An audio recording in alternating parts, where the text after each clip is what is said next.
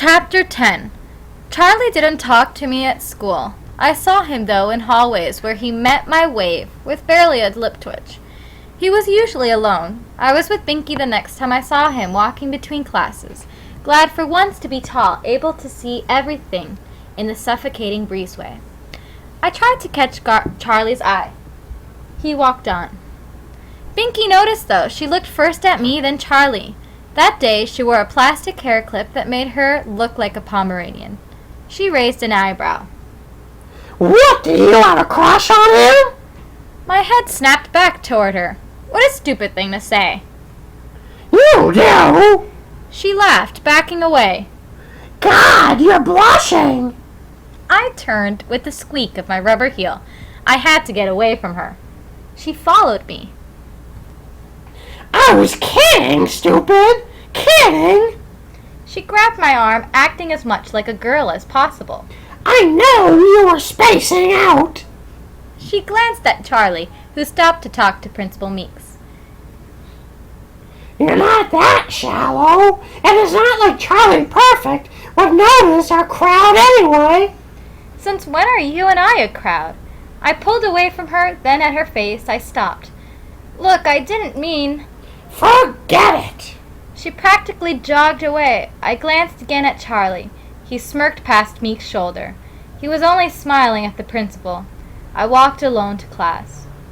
By Wednesday, I realized Binky was right. Charlie Good wasn't my friend. Not publicly, at least. I wasn't any closer to the mob of friends I'd wanted. But something weird happened those days. Everyone left me alone. No locker pranks, no accidents, nothing. I asked Binky about it. She shrugged. Be happy. I tried to be, and I waited.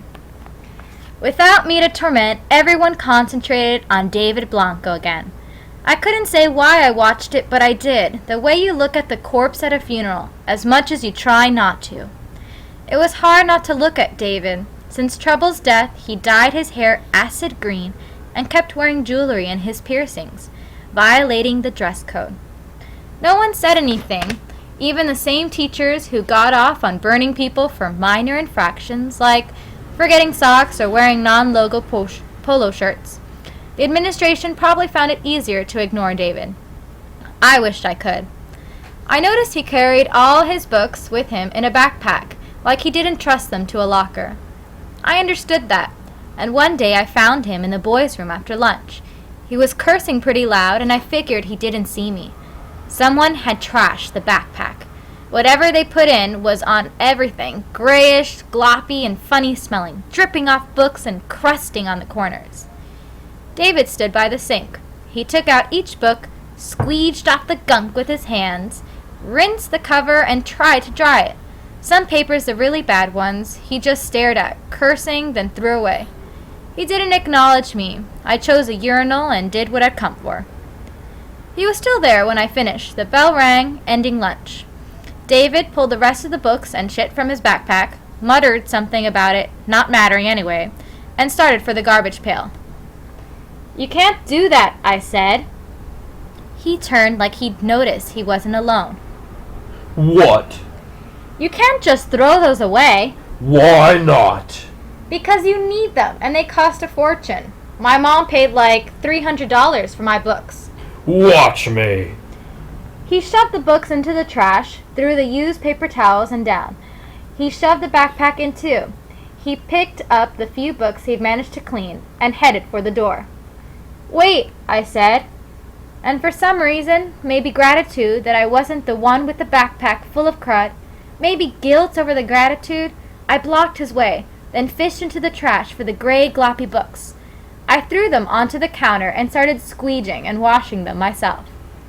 David didn't leave. He didn't help either. He watched me. The late bell rang, and still I stood there, squeegeeing and washing and getting smelly gray gunk on my shirt. I noticed it had green flecks in it too. What was this crap? Why was I doing this? Not to be friends with David Blanco. I didn't need anything to make me weirder than I already was, especially when I was almost Charlie's friend. The bell finished ringing. David stood beside me.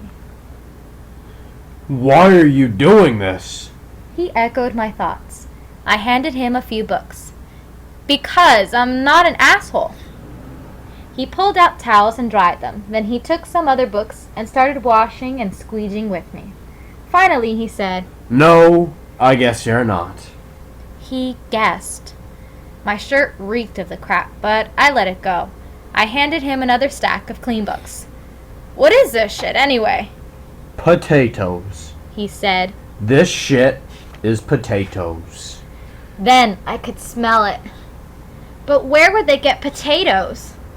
Not real potatoes. Powdered potatoes. The kind they use in the cafeteria. 3 or 4 boxes, I'd guess. Just poured them in, then filled my bag with water. How do you know? I had a friend once who talked about a prank like this. They're chives, too, you see. The green stuff. I smelled it now. Gross. I wanted to get out of there, away from the stink of potatoes and chives and bathroom. But mostly away from David, away from what I'd almost become. I wasn't that far gone. I told myself it wasn't like what he'd said about the Germans. Because David didn't want to be my friend either. I handed him the washed-off backpack, and he put his books in. I was 15 minutes late to class. I opened the door. Mom stood holding a piece of paper. We need to talk. Conversation had been slow around there. Afternoons I spent holed up in my room, only coming out for dinner, which I made in the slow cooker, starting at 6 in the morning. It had been almost 2 weeks since Charlie had initiated me into the mailbox club. He still ignored me at school. I'd gone back to calling Dad, not every night, but weird times when I figured he wouldn't expect it. I still hated living with Mom. Now Mom held out the paper. I saw it was a telephone bill. I looked away. You've been calling your father. She said evenly. I didn't answer. She tried again. 22 calls, Paul. 22 one-minute calls to his answering machine, and he hasn't called back. How do you know he hasn't? I know, sweetheart. I didn't need her sympathy, didn't want it. Something inside me made me yell. You don't know anything. He's called a bunch of times, but late at night. We talk all the time. Paul? Just because you couldn't hold on to him doesn't mean he left me. It doesn't mean... I saw her restrain herself from reaching for me. It shouldn't mean that, honey. But it does. It isn't your fault. Of course it's not. It's your fault. Your fault. You drove him away. He couldn't stand it anymore. He couldn't stand you anymore. And he fucked me up so bad he couldn't stand me either.